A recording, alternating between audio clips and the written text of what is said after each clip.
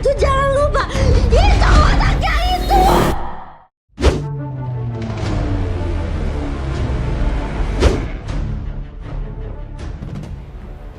Hai, welcome to the world of Enigma. Apa kabar semuanya? Semoga kalian dalam keadaan sehat-sehat selalu. Dan di Enigma kali ini kita akan membahas kasus yang sedang viral setelah 8 tahun belum terpecahkan, yaitu kasus pembunuhan Vina Cirebon. The game is on.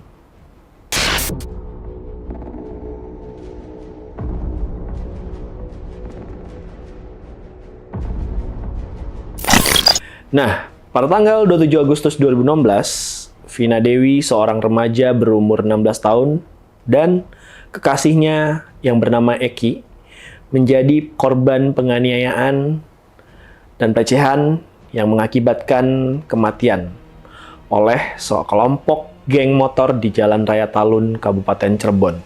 Salah satu kasus yang cukup menggemparkan masyarakat Cirebon ini memicu penyelidikan intensif dari pihak kepolisian. Tentunya kami memiliki kewajiban untuk melakukan pendalaman. Dan pada tanggal 31 September 2016, 8 dari 11 pelaku pembunuhan Vina berhasil ditangkap oleh kepolisian. Kasus ini sempat menghilang dari perhatian publik. Nah, sempat juga viral oleh video temannya Vina ini, kerasukan arwahnya Vina. Dua orang itu nggak ada yang kenal deh. Berapa orang yang nganuin Dede tuh? 12 orang. Tangan Dede dipukul pakai balok gede. Dipukul tangan Vina patah. Bukan diseret pakai motor, dipukul tangan Vina. Dan viral kembali setelah adanya film Vina Sebelum 7 Hari. Itu dirilis yang banyak menimbulkan reaksi dari berbagai pihak.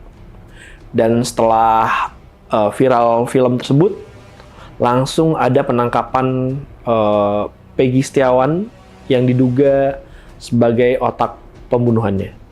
Nah, Peggy ini sempat mengubah identitasnya menjadi Robi Irawan dan pindah ke Ketapang, Kabupaten Bandung pada tahun 2016.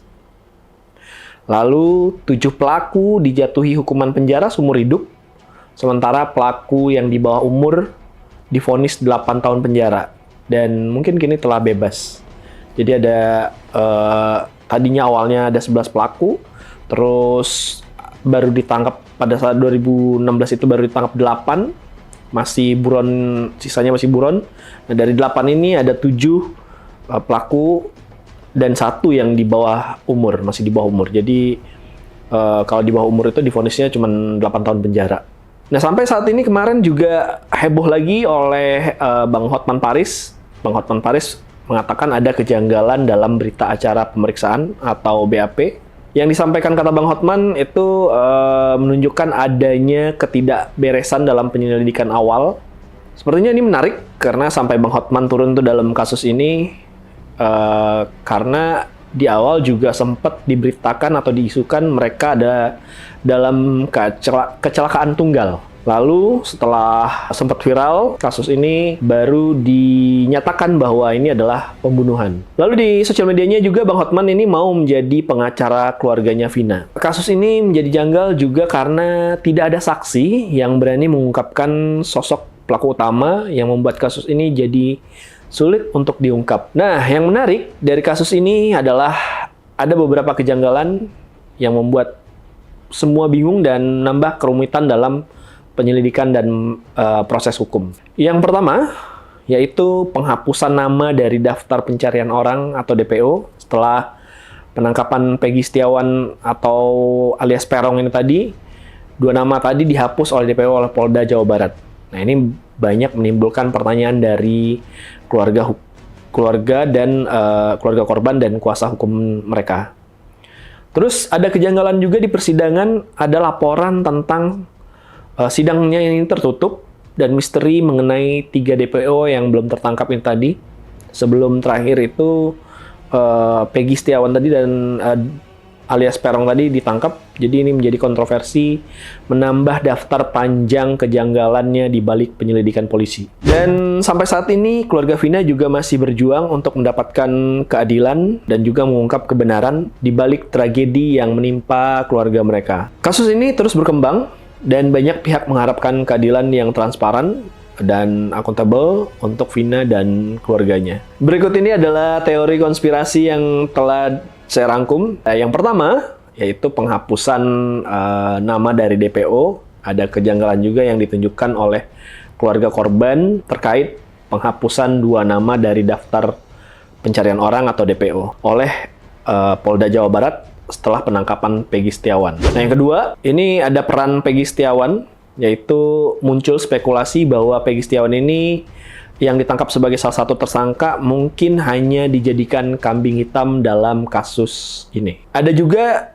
yaitu kejanggalan dalam BAP. Pengacara Hotman Paris sempat menyoroti adanya kejanggalan dalam berita acara. Pemeriksaan BAP terhadap 8 dari 11 pelaku yang ditangkap ini banyak menimbulkan pertanyaan tentang proses penyelidikan awal. Nah, yang keempat juga ini ada rekayasa kematian, yaitu terdapat cerita yang berubah-ubah mengenai rekayasa kematian Vina dan Eki. Jadi ini juga cukup menambah kerumitan dalam kasus ini. Yang terakhir ini juga ada film kontroversial juga. Sebuah rumah produksi ini mengadaptasi kisah pembunuhan Vina ini menjadi film horor, yaitu memicu spekulasi lebih lanjut mengenai kasus tersebut. Perlu diingat juga bahwa teori konspirasi ini sering kali tidak didukung oleh bukti yang kuat dan dapat menyesatkan. Oleh karena itu, penting untuk mengikuti informasi yang disampaikan oleh sumber-sumber resmi dan terpercaya. Jadi selama buron 8 tahun ini, Peggy Setiawan alias Peron alias Robi Irawan, nah ini berhasil ditangkap polisi. Dan kini tersangka pembunuhan Vina dan Eki ini tersebut terancam hukuman mati dan polisi juga menetapkan pasal berlapis pada Peggy, diantaranya yaitu pasal 340 KUHP tentang pembunuhan dan pasal 55 ayat 1 ke 1 itu KUHP dan juga pasal 81 ayat 1 Undang-Undang Nomor 35 Tahun 2014 tentang Perlindungan Anak. Ancaman pidana mati ini seumur hidup dan paling lama kurungan 20 tahun penjara, kata Kabid Humas Polda Jabar. Dan gue juga mengutip dari beberapa sumber-sumber berita yang sudah tayang. Nah, kasus Vina Cirebon ini mengingatkan kita semua tentang pentingnya keadilan dan perlindungan bagi setiap individu. Jadi mari kita ikuti terus perkembangan kasus ini, karena ini masih belum ada titik terangnya, dan kita berharap agar keadilan ini segera terungkap.